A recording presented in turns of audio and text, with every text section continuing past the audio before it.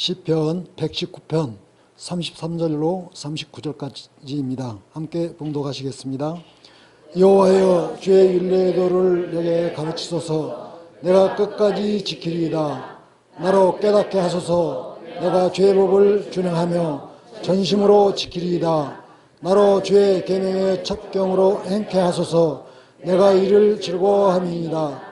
내 마음을 주의 증거로 행하게 하시고 탐욕으로 향치 말게 하옵소서. 내 눈을 돌이켜 허탄한 것을 보지 말게 하시고 주의 대로에 나를 소성케 하소서. 주를 경외케 하는 주의 말씀을 주의 종에게 세우소서. 나의 두려워하는 해방을 내게서 떠나게 하소서. 주의 그르는 선하심이니이다. 아멘. 오늘도 하나님 말씀을 이렇게 살피면서 그 하나님의 귀한 은혜가 우리 모두에게 가득 채워줄 수 있기를 원합니다. 저는 오늘 이 본문 말씀 가지고 하나님께서 기뻐하시는 기도라고 주제를 잡아봤습니다. 그리고 뭐 기도라고 할 때는 너무 익숙한 그런 단어고 또 많이 하고 있는 것이지만은 그 기도를 어떻게 할 것인가 방법론이 굉장히 중요해요. 나더러 주여 주여 하는 자마다 다 천국에 갈 것이 아니라고 하신 말씀대로 주님께 주여 주여 그렇게 애써 부르고 찾아도 전혀 주님께로부터 반응이 없는 그런 경우가 있고요. 또 우리가 인생 살아가면서 내가 하나님께 많은 것을 기도했다 또 구했다고 할 때 이것이 얼마만큼 하나님께 전해졌으며 또 하나님께로부터 또 응답이 됐는가. 물론 우리가 하나님께 어떤 것을 구했을 때 그때만 채워주는 것은 사실 아니죠. 하나님께서는 우리가 우리 자녀들 키울 때 때마다 일마다 살피는 것 같이 하나님께서는 우리가 어떤 것을 구하지 않더라도 어떤 상황 속에서 우리에게 그 도우심의 손길이 필요할 때 또 우리를 보호하실 때 이때는 나도 모르는 사이에 하나님께서 우리를 도우시고 함께 하신 것을 자주 이제 체험을 하지 않습니까? 또 그런 모든 것을 그런 하나님의 그 눈에 보이지 않는 또 잘 소리도 들리지 않는 그런 은혜를 부음받기 위해서 우리는 하나님과의 그 기도 생활이 늘 이어져야 될 텐데 이 기도의 그 방법에 대해서 또 기도에 대한 어떤 개념에 대해서 한번 좀 살펴볼 필요가 있겠다 싶어서 오늘 저는 이렇게 하나님께서 기뻐하시는 기도라 이렇게 주제를 잡아봤습니다. 먼저 기도가 무엇인지 또 우리가 기도라고 하면서 하긴 하는데 그것이 기도가 아닌 어떤 것이 있어요. 물론 뭐 크게 말하면 우리가 하나님께 뭔가 말씀을 드린다고 할 때 기도라고 하지만은 그 기도에도 어떤 차이가 있다. 그리고 그 기도에도 어떤 순서가 있다는 것을 예수님께서 말씀을 하셨거든요. 마가복음 11장 22절부터 25절 말씀에 이렇게 기록되어 있습니다. 같이 읽습니다. 예수께서 대답하여 저희에게 이르시되 하나님을 믿으라. 내가 진실로 너희에게 이르노니 누구든지 이 산더러 들리어 바다에 던지우라 하며 그 말하는 것이 이룰 줄 믿고 마음에 의심치 아니하면 그대로 되리라. 그러므로 내가 너희에게 말하노니 무엇이든지 기도하고 구하는 것은 받은 줄로 믿으라. 그리하면 너희에게 그대로 되리라. 서서 기도할 때에 아무에게나 혐의가 있거든 용서하라. 그리하여야 하늘에 계신 너희 아버지도 너희 허물을 사하여 주시리라 하셨더라. 아멘. 먼저 본문 말씀 살피기 전에 기도라는 것에 대한 어떤 개념을 한번 살필 필요가 있어 이 본문 말씀을 잡았습니다. 여기 마가복음 11장 있는 말씀대로 예수님께서 말씀하시기를 무엇이든지 기도하고 구하는 것은 받은 줄로 믿으라. 우리는 잘 알고 있어요. 근데 이 말씀을 하게 된 그 배경이 무엇인가를 보면은 여러분 잘 아시죠? 예수님께서 이제 고난을 받기 위해서 예루살렘 성에 들어가셨잖아요. 그리고 계시록 가운데 그 예루살렘 성에 숙소가 없으니까 낮에는 그 속에서 여러 가지 사역을 하시고 저녁에는 이제 또 빠져나와서 또 다른 거에 좀 숙소 잡아서 거기서 지내시고 했는데 예수님께서 예루살렘 성을 나와서 가시는 도중에 어떤 무화과 나무를 봤어요. 근데 무화과라는 문자 그대로 없을 무자 꽃화자잖아요. 꽃화자잖아요. 꽃이 없이 열매가 맺히는 그런 나무인데 가지가 아주 나무가 무성한 겁니다. 그래서 저기가 왜 때가 아닌데 저게 무성할까? 그래서 열매가 있나 갔더니 아무것도 없었어요. 겉모양만 그렇듯하고 이때 예수님께서 그 나무를 저주를 하셨습니다. 물론 그 저주라는 것이 뭐 이유 없는 저주는 아니겠죠. 거기에 어떤 그 의미가 있었고 의도가 이것이 있었는데, 그리고 그 다음날 아침 다시 나와서 예루살렘 성으로 가시는데 보니까 나무가 정말로 죽어 있었어요. 다 말라가지고 있었습니다. 제자들이 의아해죠. 이거 어떻게 이런 일이 있을까? 주님께서 하신 어제 저녁에 했는데 하룻밤 사이에 이렇게 된 것이 어떻게 된 것인가? 도대체 어찌 된 일입니까? 라고 여쭤봤더니 주님께서 말씀하시기를 하나님을 믿으라. 내가 진실로 너희에게 이르노니 누구든지 이 산더러 들려 바다에 던지우라 하며 그 말하는 것이 이룰 줄 믿고 마음에 의심치 아니하면 그대로 될 것이다 라고 말씀을 하셨어요. 여러분들 이 말씀은 단순하게 이 산더러 들려 바다에 던지우라 하면서 그 말하는 것이 이룰 줄 믿고 마음에 의심치 아니하면 그대로 될 것이 아닌데, 이것을 우리가 상징으로 보셔야지. 이 문자대로 그냥 산을 향해서 명해가지고 산이 바다로 던지운다.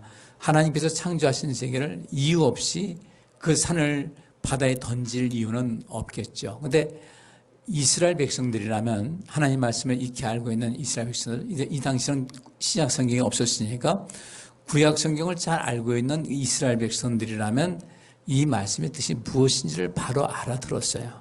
우리는 이것을 무엇인가 해서 뭐 여러 가지 말이 있습니다. 어떤 부흥 강사 얘기 들어봤더니 나 이걸 체험했다. 우리 동네에 사는 어떤 할머니가 있는데 그 교회가 옛날에 멀었잖아요. 다 걸어다니고. 근데 산에 큰 거 하나 있는데 가려니까 너무 힘들어가지고 하나님 저 산 좀 없이 해주세요. 이 말씀을 보고서 그랬더니 얼마 안 가서 도로 계획이 생기면서 길이 뻥 뚫려가지고 다니게 됐다. 그러면서 하나님께서 응답해 주신다고 그러는데 실상 이것은 그런 뜻은 아니에요. 앞에 있는 말씀대로 맺지 않는 그 나무를 저주하신 겁니다. 하나의 상징이에요. 하나의 모델을 보여주신 겁니다. 우리에게 열매를 맺을 것을 말씀을 하셨고, 그러면서 이 제자들에게 열매 없는 삶을 산다는 것이 마지막엔 이렇게 된다는 경고의 말씀을 주신 거예요. 예수님께서 떠날 때가 다 되신 이런 상태에서. 그러면서 하신 말씀이 이상하게 여기지 말아라. 이 산더러 들리어 바다에 던지우라 하며 그 말하는 것이 이룰 줄 믿고 마음에 의심치 아니면 그대로 될 것이다. 그러면 우리를 열매 맺지 못하게 하는 그 어떤 존재가 있어요. 누구겠어요? 우리가 열매 맺는 것을 아주 싫어하는 존재가 사단이에요. 아담과 하와가 첫사람인데 그들이 영원한 삶을 누리지 못하게끔 그 영원히 사는 것이 배가 아파가지고 시험에 빠뜨린 것이거든요. 그럼 여기서 말하고 있는 이 산은 무엇이며 이 던주라는 것이 무엇인가? 구약 성경에 나와 있어요.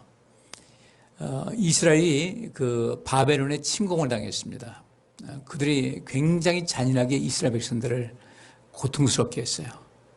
그리고 그 바벨론 제국이 갑자기 커지더니 그 힘의 권세가 얼마나 큰지, 그건 굉장히 그 제국이 오래 갈 줄 알았는데 바벨론 제국이 여러분 잘 아시고 있는 다니엘서에 나오는 느부갓네살 왕 100년을 못 갔어요. 그렇게 강하던 나라가 100년을 못 가고 멸망하고 말았어요. 그렇게 악을 행하는 바벨론을 향해서 주님께서 말씀하십니다. 예레미야를 통해서 하신 말씀이 저 큰 산이라고 말씀하시죠. 저 굉장히 큰 산이다. 저 큰 산을 내가 반드시 바다에 던지울 것이다 라고 말씀하고 있어요. 요한계시록에도 이제 그 말씀이 또 이제 인용되어 나오는데, 큰 산인 바벨론이 저들이 그래서 지금 굉장히 그 모든 것을 거침없이 세상을 정복해 나가고 하고 있지만 난 저 큰 산을 반드시 바다에 던지어서 그 존재를 없이 할 것이라는 그 말씀을 하신 거예요. 그러니까 여기서 이 산더러 들려 바다에 던지라는 것은 우리를 열매 맺지 못하게 하고 우리의 신앙을 도둑질하고 우리의 영혼을 도둑질하면서 우리하고 분별력이 없게 하고 우리라고 이 세상에서 하나님께서 창조하신 이 세상을 더욱더 하나님께서 통치하신 것 같이 우리가 그 왕 같은 제사장에 대해서 바르게 통치하고 다스리고 공정한 세상을 만들어야 할 텐데 그렇게 하지 못하는 그 사단의 권세가 있다는 겁니다. 이 권세를 너희는 이겨야 된다. 너희들 누구든지 이 산도로 들려 바다에 던지라며 그 말하는 것이 이룰 줄 믿고 마음에 의심치 아니하면 그대로 될 것이라는 것은 너희가 사단의 모든 권세, 악의 모든 권세를 너희가 이길 수 있는 힘을 가지고 있다는 것을 말씀하신 거예요. 그냥 막연하게 저주하고 이 산을 바다에 던진다 그런 의미가 아닙니다. 우리가 관악산 야 가라 바다로 가라 인천 앞바다 가라 안 됐어요. 내가 믿음이 없네. 그럴 것이 아니라는 겁니다. 그러면서 주께서 하신 말씀이 그 마음에 의심치 아니하면 그대로 될 것이라는 그 말씀하면서 무엇이든지 기도하고 구하는 것은 받은 줄로 믿으라. 그리하면 너희에게 그대로 되리라 그런 거예요. 하나님께서 큰 산 바벨론을 바다에 던진다고 하신 것은 그 바벨론이 악을 행하기 때문에 그런 것이거든요. 이 악은 하나님 앞에서 반드시 심판을 받습니다. 세상은 여러 가지 복잡하죠. 우리나라도 복잡한 역사, 일제시대에 일본의 그 압제를 받으면서 거기서 공산주의가 들어오고 여기서 많은 문제가 있었어요. 그 지금까지도 그렇지 않습니까? 그래서 5.18이 광주 사태냐, 광주 민주화 운동이냐, 지금도 결론이 안 났어요. 그 다음에 지금 현재 있는 계엄이냐, 내란이냐, 이건 역사가 판단할 겁니다. 역사가 판단할 것인데, 그 모든 속에 서로 이 국민의 의견이 가려지고 있어요. 그럼 이 속에서 우리가 이것을 역사적인 판단을 바르게 하려면 모든 것을 봐야 되거든요. 그러니까 북한에도 5.18 때 그 전사한, 거기서 죽은 전사한 사람들의 묘가 북한에 있다는 겁니다. 그러면 그걸 보면 그들 말대로 한다면 북한의 영향력이 있었다는 거예요, 없었다는 거예요. 공식으로 있어요, 그 묘비가. 위령비가 있어요. 그러니까 이런 것 때문에 내가 봐서 이걸 도대체 어떻게 해야 될 것인가. 국민의 힘을 모아서 무엇이 옳은지 그런지를 봐야 되는데 다 양쪽에서 다 그럽니다. 무슨 얘기냐. 그거 다 거짓말이야. 다 거짓말. 가짜뉴스야. 그러는데. 하긴 요새 가짜뉴스가 하나둘이어야죠. 그래서 이 세상 도대체 믿을 수가 없어요. 보이스피싱부터 시작해가지고 사람이 전부 다 우리 안에 의심만 가득하게 돼 있어요. 상대방을 믿지 못해요. 서로를 믿지 못해요. 어떤 사람은 차에다 그렇게 붙이고 다니더라고요. 나도 나를 못 믿겠습니다. 조심해서 가라는 거예요. 나도 나를 못 믿겠어서 내 운전에 자신 없으니까 알아서 조심해서 가시기 바랍니다. 우리가 그런 세상에 살고 있어요. 이런 세상에서 우리가 균형의 줄을 잡아야 될 사람들이 누구냐면 하나님의 백성들이에요. 그러니까 우리가 인생을 어떻게 살 것인가 기도하고 구하는 것은 받은 줄로 믿으라는 이 말씀을 우리가 알아야 되고 그리하면 너에게 그대로 될 것이라는 이 말씀. 그러니까 우리가 무엇을 기도할 것인가 이거 중요한 거죠. 근데 여기 말씀 보니까 잘 보셔야 돼요. 우리가 기도하는데 기도의 응답이 안 되는 이유가 있어요. 근데 여기 그 말씀이 나와 있어요. 무엇이든지입니다. 무엇이든지 어떤 것이든지 기도하고 구하는 것은 받은 줄로 믿으라는데 순서가 있어요. 첫째 뭐 해야 돼요? 기도하고 구하는 거. 기도한다는 것은 프로슈코마이라는 헬라어가 써 있어요. 구한다는 것은 아이티언 단어가 있는데 기도하고 구하는 것일 때 이 헬라어 성경 보면 카이라는 접속사가 있어요. 영어로 말하면 그리고입니다. 기도하고 그리고 구하는 것입니다. 그러니까 큰 틀로 말하면 기도하는 것도 구하는 것도 다 기도라고 할 수도 있어요. 근데 그 큰 틀에서 기도도 있고 구하는 것도 있는데 순서가 있다는 겁니다. 1차적으로 기도해야 된다. 그 기도하고 나서 내 생활 속에 필요한 것을 구하는 이 순서가 있어야 된다는 거예요. 근데 우리 한번 자신을 좀 돌아보십시다. 내가 하나님께 기도한다고 했는데 기도하는 그 모든 내용에 시간을 예를 들어서 한 1시간 드렸다고 할 때 그때에 얼마만큼 그 비중이 여기서 말하고 있는 기도하는 것하고 구하는 것이 있다고 할 때 그 기도하는 것과 구하는 것의 퍼센테이지가 어느 정도라 될까 생각하면 제가 이제 목사로서 오래 목회를 했고 또 많은 사람 상담도 하고 집회도 하고 했는데 이 기도보다는 구하는 것이 훨씬 더 비중이 높다는 거예요. 그러다 보니까 응답이 잘 안 되는 거죠.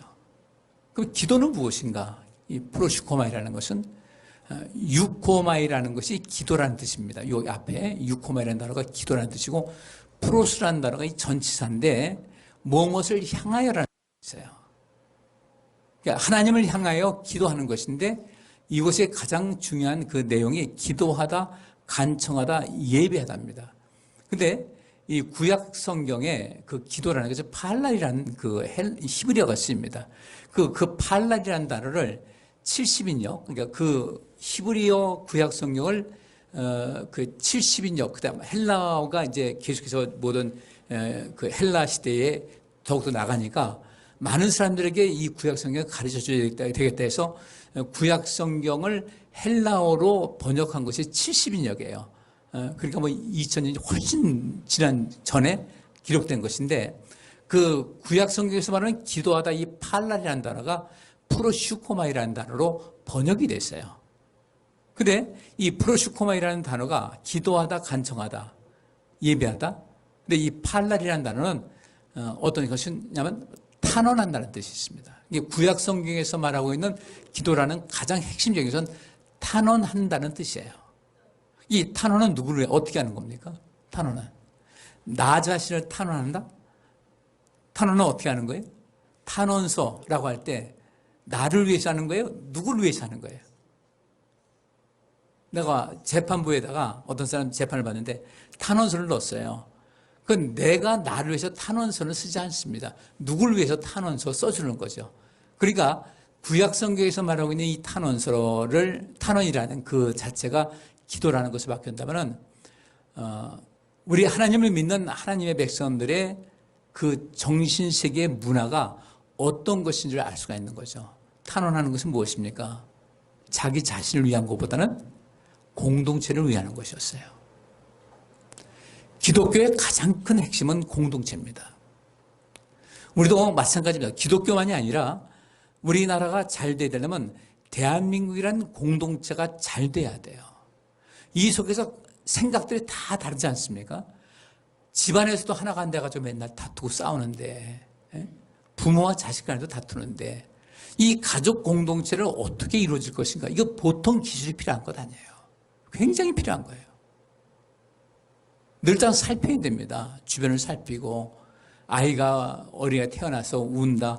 이 아이의 울음소리를 듣고서 이 아이가 왜 우는지를 엄마나 아빠나 파악해야 되거든요. 이거 어디가 불편한가? 아픈가? 졸린가? 근데 경험이 있으면 쌓이게 되지 않습니까? 우리 하나님께서 기도의 응답이라고 할 때 어떤 것일까 좀 생각해 봤어요. 기도하는 것이 무엇일까? 탄원하는 것이 구약 성경에서의 그 기도의 가장 큰 핵심이라면은 우리가 이 하나님께서 기뻐하신 기도는 분명 우리가 어떤 공동체를 위해서 누군가의 유익을 위해서 누군가의 삶에 힘을 주기 위해서 이 관심을 갖고 있다면은 하나님께서는 그 모든 것을 감당할 수 있도록 우리에게 엄청난 에너지를 주실 것이라는 거예요. 하나님께서 아브라함에게 그 말씀하시지 않습니까? 너로 말미암아 모든 민족이 복을 받을 것이다. 근데 너로 말미암아 모든 민족이 복을 받을 것인데 그 복을 주기 위해서 내가 너를 창대하게 하겠다는 겁니다. 그래서 우리는 기도가 항상 무엇을 해야 될 것인가? 첫째로 이 기도라는 뜻이 먼저 예배라는 그 뜻에 관심을 가져야 됩니다. 기도는 예배하는 거예요. 바꿔 말하면 기도하는 것하고 구하는 것은 다른데 하나님께서 우리에게 원하시는 저 첫 번째로 원하는 이 기도는 하나님을 찬양하는 거예요. 하나님께 찬양하고 하나님께 감사하는 겁니다. 그리고 하나님을 높이는 겁니다. 그러면서 하나님께서 우리가 하나님을 이렇게 높인다는 것은 하나님께서는 위대하신 분이십니다. 큰일 하셨습니다. 나는 하나님의 많은 은혜를 받았습니다라는 그것 아니겠어요? 그러면서 그 가운데서 우리는 이 땅에서 왕 같은 제사장이기 때문에 이 세상을 어떻게 하면 통치하면 좋을까? 어떻게 통치하면 좋을까? 내가 이 세상에서 어떻게 해야 이 나라, 대한민국이라는 이 공동체를 하나 되게 하고 온 세계를 하나 되게 할까? 믿는 사람들조차도 서로 성향이 다르게 되면 상대방을 막 공격을 하거든요. 그럽니다. 뭐 어떤 사람은 보수를 아주 이번에 아주 바퀴벌레 같이 괴멸시켜야 된다. 그건 물론 근데 힘이 있죠. 지금 다수도 있고. 근데 그렇게 말하면 안 되는 거예요. 그럼 보수 성향 있는 사람들은 다 뭐 해야 된다는 거예요? 뭐 하라는 거예요? 괴멸시킨다, 죽이라는 거죠. 보수 성향이 있다고 할지라도 여러분들 저 진보 뭐라고 하지 말고 우리 하나님 있는 백성들 고민하셔야 돼요. 어떻게 하나가 될까? 어떻게 하면 하나가 될까? 어떻게 해야 될까? 우리가 해야 될 것이 무엇일까? 그럼 우리가 기도할 때 뭐 해야 되겠습니까? 하나님, 저 보수 박살나게 없어서, 저 진보 박살나게 없어서가 아니라 하나님 이 일을 어떻게 하면 좋겠습니까? 이 어지러운 세상에서, 이 어려운 상황 속에서 마치 우리 이렇게 하면 안 되는 거예요. 요나가 하나님께서 니느웨를 구원하시려고 했어요. 근데 니느웨는 이스라엘 백성들에게 그렇게 원수일 수가 없어요. 그래서 이 요나가 니느웨를 향해서 어떻게 생각했냐면 그야말로 바퀴벌레를 박멸하듯이 그렇게 되기를 원했던 거예요. 하나님 쓸어버리세요.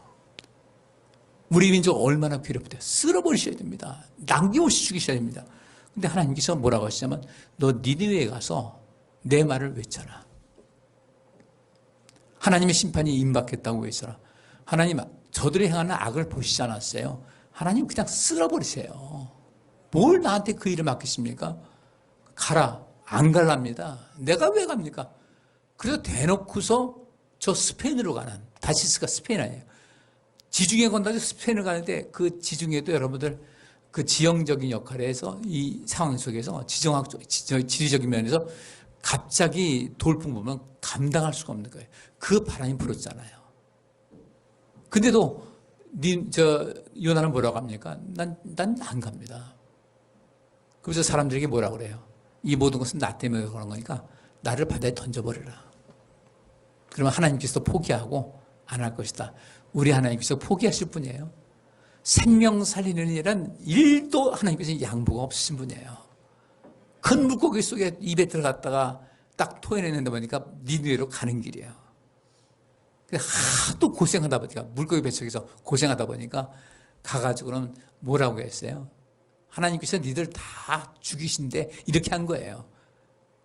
살라면 회개하고 말라면 말고 알아서 해라. 그렇게 했는데 그 과정 속에서 잘 알지 않습니까? 이거 하나님께서 분명히 심판하실 거야 하고선 그 야따막한 산에다가 초막 하나 치워놓고서 있는데 하나님께서 또 그냥 금방 그냥 저 칡놀궁 같은 거 만들어가지고 그늘 딱 했는데 얼마나 시원한지 하나님 드디어 내 기도를 응답하시네요. 내가 이겼죠.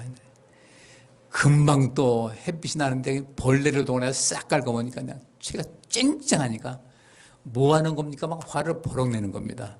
하나님께서 너 이렇게 화를 내냐? 왜 이렇게 화를 내는데? 그랬더니 내가 화 안 나게 된 게 있습니까? 막 하나님과 아니야. 막 맞서서 싸우는 겁니다.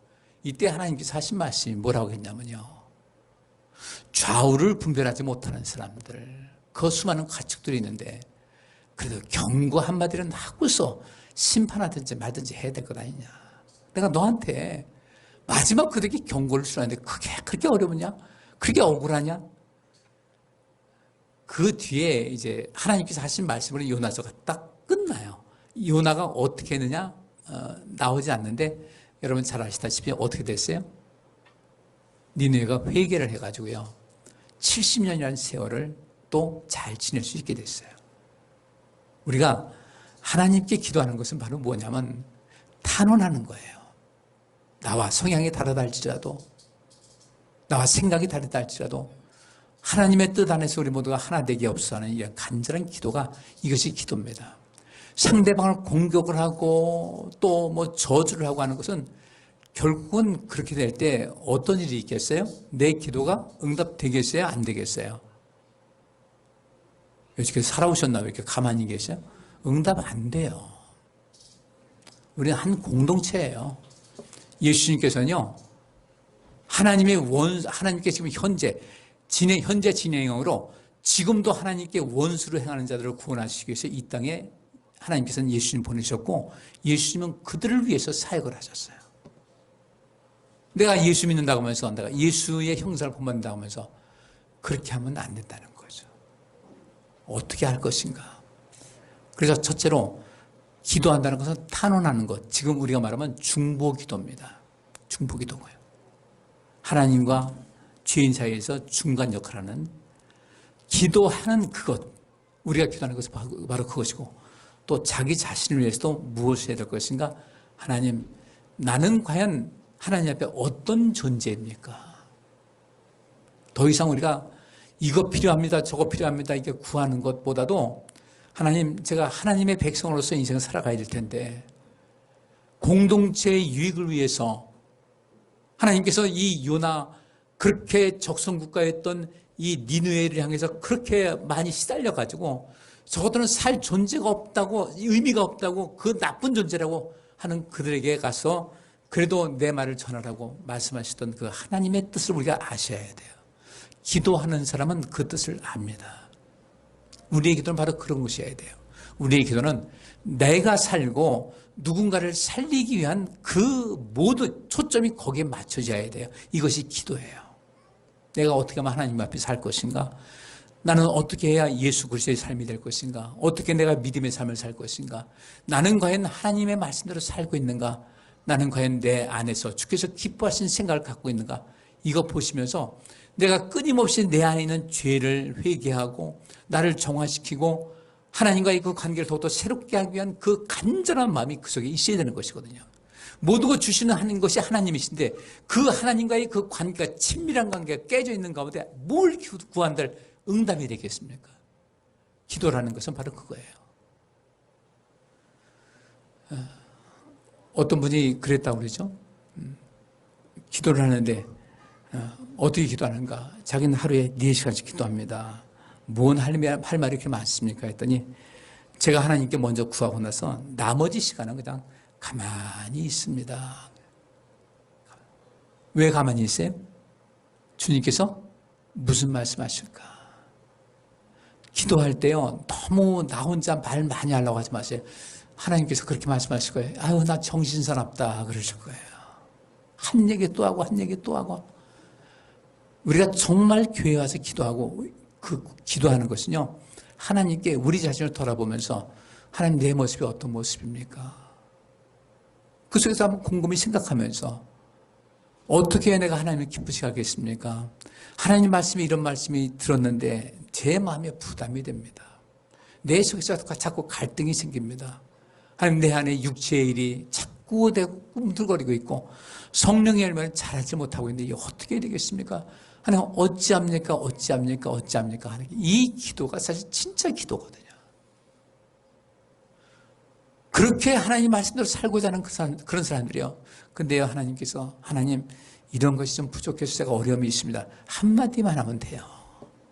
무엇을 먹을까, 마실까, 입을까, 걱정도 하지 말라고 했는데, 왜 그에게는 산더미째 가지고 매일 그 기도만 해요. 그리고 나머지 시간, 더 이상 하나님께 드릴 말씀이 더 없다 할 때는, 이렇게 말씀드리세요. 하나님, 이제 주께서 말씀하실 시간입니다. 저 듣겠습니다. 하고서 가만히 기다려보세요. 그렇게 안 하셨죠? 기도한다면 항상 우리가 뭐 했어요? 항상 우리 입이 쉬질 않았잖아요. 좀 기다리셔요. 그게 기도예요. 기도라는 것은 양방향, 쌍방향 통하는 겁니다. 내가 말씀드리고 주의 말씀 듣고 해야 되는데 나 혼자 말 다 하고서 예수님 이름으로 기도합니다. 벌떡 일어나고 가버려. 야야, 나 너한테 할 말이 있다니까. 그냥 가버려. 이게 이제 우리 신앙생활 속에서 이 오류가 있었다는 거예요. 기도하고 구한다. 구하는 것은 문자로 이 아이테오, 구하다, 요구하다, 요청하다, 바라다. 내 필요한 것을 주님께 어떤 자녀로서의 권리를 주장한다는 것을 말하고 있습니다. 그렇게 먼저 기도하고 구하는 것은 받은 줄로 믿으라는 거예요. 그리고 기도하고 하나님과의 관계를 더욱더 새롭게 하고 원만하게 하고 내가 기도할 때 하나님께서 누굴 죽이려고 하는 그런 것이 아니라 요나같이 하나님 저것도 다 죽여버리세요. 그건 기도 아니에요. 살리고 죽이는 것은 하나님의 뜻에 담겨 있는 거예요. 하나님께서 저들을 진멸하라 할 때는 하고 하나님께서 살리라면 우리가 살려야 되는 거예요. 그것을 내가 알지 못하면서 내가 모든 것이 하나님 대신 내 모든 것을 잘 판단하고 결정하는 것 같이 내 기도를 하나님께 들으셔야 됩니다. 아, 나 그렇게 기도했는데 응답 안 하시네. 이렇게 하지 말고요. 기도는요, 하나님의 뜻을 기다리는 거예요. 하나님의 뜻이 무엇인지를 우리가 말씀을 묵상하면서 하나님께 말씀을 드리면서 그 말씀을 듣는 것이 기도인 거예요. 여기 오류가 생기다 보니까 내가 기도한 것은 다 내가 생각하고 있는 모든 것은 다 하나님의 생각과 똑같다는 이런 착각 속에 빠지는 거죠. 주의 말씀을 들으면요, 너 그거 아니다. 요나에게 너 이렇게 왜 화를 내냐? 2번이나 말씀하셨어요. 막 화를 냅니다. 그냥 아니 하나님 앞에 왜 이렇게 화를 내요? 근데 하나님께서 뭐라고 하세요? 너 왜 이렇게 화를 내냐? 요나가 또 뭐라 그래요? 화 안 나게 생겼어요. 소리를 버럭 지릅니다. 하나님께서 그를 설득을 하셔요. 나중에 그 요나가 하나님께서 하신 말씀에 그냥 그 앞에 무릎을 꿇은 겁니다. 기도는 그런 모습이 돼야 돼요. 우리 자신의 모습을 발견하고 내 안에 있는 죄를 깨닫게 되고 내 안에 있는 악을 깨달으면서 내가 예수 그리스도의 성품을 닮아가는 그 과정이 기도 속에서 이루어져야 되는 겁니다. 그리고 나중에 구하는 것은요, 이미 우리에게 있어야 될 것을 다 아신다고 했잖아요. 다 채워주셔요. 전 요새 말씀드린 대로 그런 체험을 자주 하거든요. 일 지나고 나니까 하나님께서 이렇게 도우시는구나. 작은 일이에요. 작은 일인데 이렇게 도와주니까 몇 번 반복되니까 내가 생각지도 못한 것을 하나님께서 미리 알아서 해주시네. 우리 자녀들 때 되면 밥 먹이는 거 해요, 안 해요? 하잖아요. 하나님께서 안 해주시겠어요? 구하는 것은 간단하게 하세요. 하나님 이것이 필요합니다. 이걸 가지고 뭐 이래서 그렇고요, 저래서 그렇고요. 하나님은 다 아시니까 구하는 시간보다는 기도하는 시간을 더 많이 가지시기를 주의 이름으로 부탁드립니다. 이젠 기도 달리하세요. 달리하세요. 어떻게 하면 좋을까요? 제가 어떻게 하면 좋겠습니까? 제가 무엇을 해야 되겠습니까? 하나님 말씀을 들어서 내 마음에 감화가 오긴 했는데 내 육신이 따라주질 않습니다. 이 연약한 육신은 하나님 이길 수 있는 힘을 주시고 저 이제부터 한 걸음 한 걸음 내딛겠습니다. 도와주옵소서. 이거 하셔야 돼요. 자, 시간이 다 갔으니까 이제 더 자세한 거는 제가 좀 생략하고 큰 틀만 말씀하겠습니다. 오늘 시편 기자가 하나님 앞에 기도하는 거예요. 기도하는 내용을 보세요. 뭘 달라 하는 것이 아니라 우리가 오늘 이 말씀 보면서 기도는 이렇게 하는 것이라는 것을 발견하시면 돼요. 여기 33절 말씀 보니까 여호와여 주의 율례의 도를 내게 가르치소서 내가 끝까지 지키리이다. 이건 내가 먹고 사는 것하고는 상관이 없어요. 먹고 사는 그 문제에 대한 기도가 아니에요. 주의 율례라는 것은 이 호크라는 단어가 규칙, 법령, 관습, 의무입니다.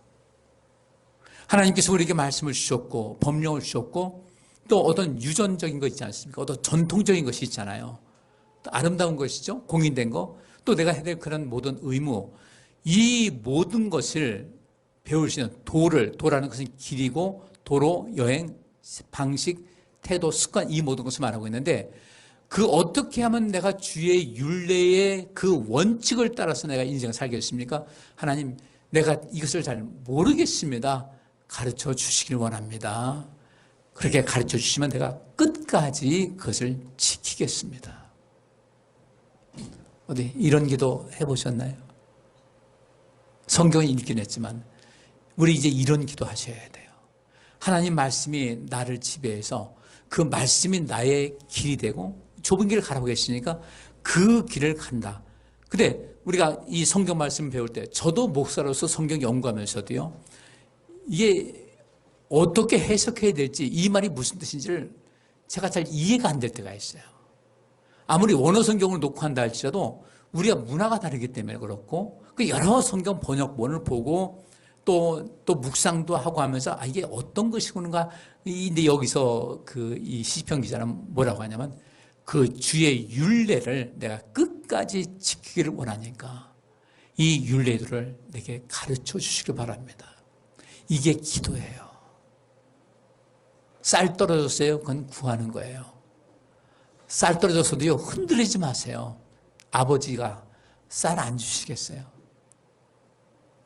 이제 쌀 없어 굶는 사람 어디 있냐고 할지 모르지만 우리 좀 생활이 조금 좀 달리했으면 좋겠습니다. 자, 34절 보니까 나로 깨닫게 하소서 내가 주의 법을 준행하며 진심으로 지키겠습니다. 깨닫게 달라는 거예요. 깨닫는다는 것이 빈이라는 뜻인데 식별하다, 분별하다, 지각하다, 깨닫다, 이해하다, 알다, 생각하다, 통찰하고 통찰력 있게 행하다, 주의 깊게 주시하거나 생각하는 것이 깨닫는 거예요. 이것은 뭐예요? 주의 깊게 주시하고 생각할 테니까 그 생각 속에 역사하셔서 저라고 그 생각하고 연구할 때 깨닫게 해달라는 거예요. 알게 해달라는 거예요. 그럼 그 주의 법을 알아서 깨달아서 그것을 준행하면서 전심으로 지키겠습니다. 두 마음은 같지 않고 한 마음을 가지고 여기 전심으로 갈라진 두 마음이 아닌 하나의 마음으로 지키겠습니다. 지키고 준수하고 보존하고 나를 감시하고 주의하고 크게 주의를 위해서 행하겠습니다. 라고 이렇게 기도를 하는 거예요. 오늘 많은 것을 생각나게 할 겁니다. 내가 그동안 기도를 어떻게 했는지 아마 생각날 거예요. 35절 보니까 나로 주의 계명에 첩경으로 행케 하소서 내가 이를 즐거워함이니이다. 이 주의 계명, 첩경이 뭐냐면요. 여기 나티브라는 단어가 길, 문자가 길이고 잘 밟아 다뎌진 길이에요. 그럼 이 잘 밟아 다뎌진 길이라는 것은 무엇을 의미하겠습니까? 신앙의 우인들이 많이 있잖아요. 노아가 걸은 길이 있고 아브라함이 걸은 길이 있고 또 야곱이 걸은 길, 이삭이 걸은 길. 그래서 하나님께서 그렇게 하나님의 뜻대로 인생을 살아서 다 복되고 영광되고 온 세상을 아름답게 그 민족과 더불어 세계를 온전케 했던 그 사람들이 걸었던 그 길은 단단해졌어요. 그죠? 그 길이 단단해진 거예요. 그 믿음의 사람들이 늘 걸어간 길이 있어요. 그러니까 그들은 이 길을 가니까 생명을 얻더라. 예수님께서 말씀하신 대로요. 생명의 길은 길이 좁다. 찾는 사람이 많지 않다 이거죠. 근데 그 생명의 길을 알아서 그 길을 걸은 사람들이 있는데 그 걸은 사람, 산에도 마찬가지예요. 산에 가보면 길이 처음부터 있었던 건 아니잖아요. 근데 사람들이 이 길이 제일 빠르고 편안하다해서 걷다 보니까 길이 굳어지고 다져진 거 아니야. 다져졌어요. 그러면 여기 있는 대로 여기서 첩경이라는 것은 믿음의 의인대로 인생길을 살아가서 갔을 때 하나님께서 복 내주신 그 다져진 길, 그 아주 분명히 모든 것이 완벽해진 그 길을 나도 그 길을 걸어서 생명을 얻게 하시고 그들이 받은 영광과 기쁨을 얻게 하옵소서. 성경에 말하고 있는 그 믿음의 길을 믿음의 선조들이 걸어가서 하나님께로부터 사랑받았던 그 사람들이 걸었던 그 길, 다져진 그 길을 벗어나지 않고 그 길을 걸어가겠습니다. 그리고 이를 즐거워하겠습니다. 이게 얼마나 멋진 기도예요. 그죠? 그러니까 우리가 성경을 읽는 것 자체가 기도예요. 기도하는 시간 별로 그게 구할 것이 없다. 그러면 성경을 읽으세요. 소리내서 읽으세요. 그리고 그 자체가 내가 이것을 아멘으로 받아들이면서 말씀을 읽을 때 그것이 다 기도가 되는 겁니다. 내 마음판에 새겨지고. 그렇게 살기 원하니까. 36절에 내 마음을 주의 증거로 향하게 하시고 탐욕으로 향치 말게 하소서. 그러면 내 마음을 주의 증거로 향한다 할 때 증거라는 그 말 하나가 끝나는 것이 아니라 이 구약 성경에 있는 말씀 보면 증거하고 뒤에 어떤 단어, 어떤 명사 하나를 또 넣어서 자주 쓰였어요. 증거를 앞선 말이에요. 선행 저 단어고 뒤에 있는데 증거, 막, 증거, 궤 이런 것이 있어요. 그래서 구약 성경에는 증거라는 것은 여기서 증거라고 할 때 이건 증거 막 또는 증거 궤. 그 증거 궤는 뭐예요? 증거궤가 뭐예요? 주의 증거라고 할 때 여기 이 단어 주의 증거, 증거라는 것이 에도트라는 단어가 증거 또는 증거막이에요. 이 단어는 가장 빈번히 하나님의 장막과 함께 성경에 사용됐는데 증거막 또는 증거궤라는 그 단어를 형성을 했어요. 증거 뒤에다 궤 또는 막해서 증거막, 증거궤라는 어구를 낳았으며 이것은 십계명이 새겨져 있는 두 개의 석판을 가리킵니다. 십계명이 새겨져 있는 그 돌판을 증거궤라고 했어요. 그리고 이 두 개의 석판은 하나님께서 이스라엘과 맺은 언약을 나타내며 언약의 돌판들이라고 불리운다 해서 이제 신명기 9장 9절부터 10절 보니까요. 그때 내가 돌판들 곧 여호와께서 너희와 세우신 언약의 돌판들을 받으려고 산에 올라가서 40주야를 산에 거하며 떡도 먹지 아니하고 물도 마시지 아니하였더니 여호와께서 두 돌판을 내게 주셨나니 그 판의 글은 하나님의 친수로 기록하신 것이요 너희 총회 날에 여호와께서 산상 불 가운데서 너희에게 이르신 모든 말씀이니라 하면서 모든 율법의 그 압축판 핵심적인 것을 십계명에 주신 것이거든요. 이게 증거궤고 이것이 법궤 안에 들어있었던 거예요. 따라서 여기 있는 대로 내 마음을 주의 증거로 향하게 하시라는 것은 내 마음, 영적인 기능으로서의 인간의 마음과 내 정서, 이해력 모든 것이 하나님께서 우리에게 주신 그 십계명에 집중이 돼서 나를 하여금 탐욕으로 행치 않게 하소서. 나는 주의 증거로 하나님께서 우리에게 주신 그 말씀의 그 모든 그 증거의 십계명 그 내용 전체를 향해서 향하게 하실 때 내 마음이 탐욕으로 절대 향치 말게 하소서. 이 사람은 지금 마음이 탐욕으로 향할 때가 있다는 거예요, 없다는 거예요? 있다는 거죠. 이런 기도가 주님께서 너무 기뻐하시는 기도예요. 어떻게든지 이 탐욕에서 벗어나서 하나님 말씀대로 살고자 하는 그런 간절한 마음이 있을 때 얼마나 이쁘시겠어요. 얼마나 하나님께 그에게 은혜를 베풀어 주시겠어요. 우리 그렇게 살아갈 수 있기를 간절히 바랍니다. 그래서 이 탐욕이라는 것이 이제 탐욕, 폭력을 사용한 불의하고 부당한 지독 탈취물인데 우리의 마음이 향할 곳은 주의 증거계고 향하지 말아야 할 것은 탐욕이다. 자, 37절에 내 눈을 돌이켜 헛하는 것을 보지 말게 하시고 주의 도에 나를 소송케 하소서. 저는 이 말씀을 준비하면서 지금 내 눈은 어떨까? 내 눈이 허탄한 것을 좀 보고 있는 것이 아닌가? 때때로 또 보고도 있는 거예요. 그리고 주의 도에 나를 소송케 하셔서 하나님의 말씀으로 나를 다시 한번 소송케 하셔서 재생되게 해달라는 거예요. 눈이라는 것은 이 아인이라는 단어입니다. 인간의 내적 생각 상태를 판단할 수 있는 내적 지표. 이 단어는 전체를 보는 과정과 그것을 이해하고 순종하는 전체 과정을 나타내요. 너희에게 성령이 임하시면 너희 젊은이들은 뭘 볼 것이고 환상을 볼 것이다 했을 때 그 환상이 뭐냐면요. 환상이 허탄한 것을 멀리 하시고 허탄한 것을 보면 알지 않겠습니까? 허탄한 것이다 안 보는 거예요. 환상은 바로 그런 겁니다. 하나님의 뜻이 무엇인지를 바로 보는 거예요. 세계관을 바로 갖고 있어야 돼요. 가치관이 있어야 돼요. 이 허탄한 것은 무엇인가? 공허하고 헛되고 허무하고 거짓되고 허위, 물질적 혹은 도덕적으로 비실질적이고 비실제적이며 무가치한 어떤 것, 우상 숭배, 이것을 보지 않게 하옵소서. 내가 눈을 뜨고 있는데 그런 말 있잖아요. 개 눈에는 뭐만 보인대요. 개들이 옛날에 먹고 살기 힘들 때 개는 사람이 그것을 먹고 살았잖아요. 그러니까 이와 마찬가지로 내 눈을 돌이켜서 허탄한 것을 보지 말게 하시고, 이 말은 어떤 얘기야? 또 다른 고백입니다. 간접적인 고백인데, 하나님, 내가 자주 허탄한 것을 바라보고 있는데 내 눈을 돌이켜서 더 이상 허탄한 것을 바라보지 않게 하시고 하나님 말씀에 내가 몰입해서 내 영혼이 다시금 재생하고 활기가 넘치고 활성화될 수 있도록 도와주옵소서. 얼마나 멋진 기도예요.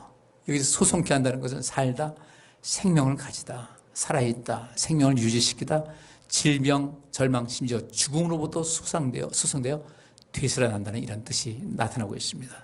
38절 주를 경외케 하는 주의 말씀을 주의 종에게 세우소서.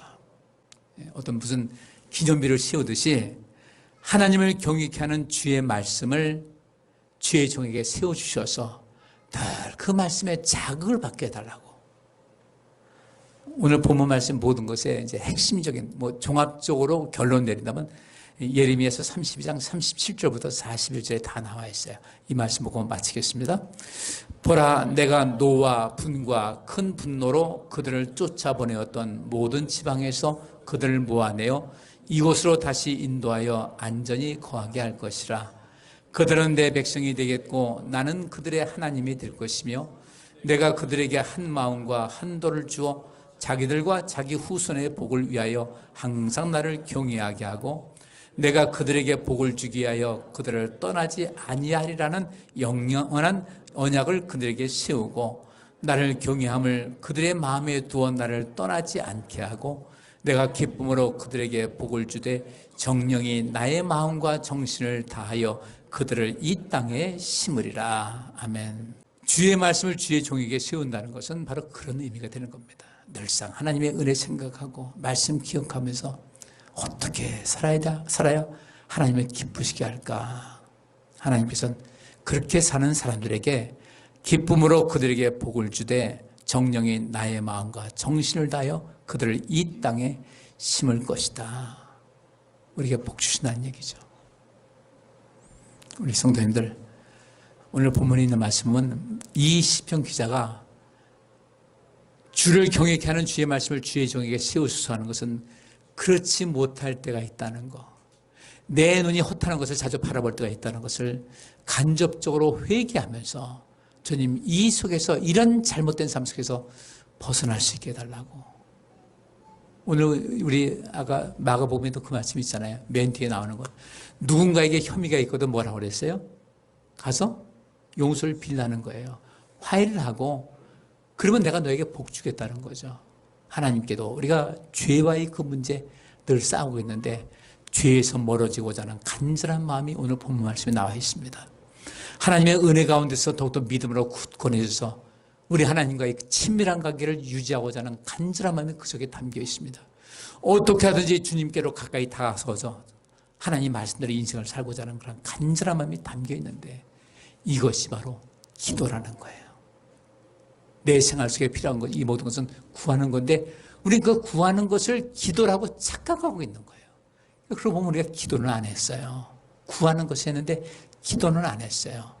근데 기도라는 것이 선행돼야 그 다음에 이 구하는 것이 응답될 텐데 선행 이 과정이 조건이 빠지게 되니까 암만 구해도 얻지를 못하는 거죠. 순서 잘 지키셔서 우리의 삶이 하나님께서 우리에게 복을 주되 하나님께서 마음과 정신을 다해서 우리 하나님은 완전하신 분인데도 불구하고 하나님께서 온 마음과 정신을 다해서 그들이 이 땅에 심을 것이다. 얼마나 큰 복을 주시겠다는 거예요. 우리 믿음 안에서 잘 사시기를 주의 이름으로 축복합니다. 네, 기도합니다.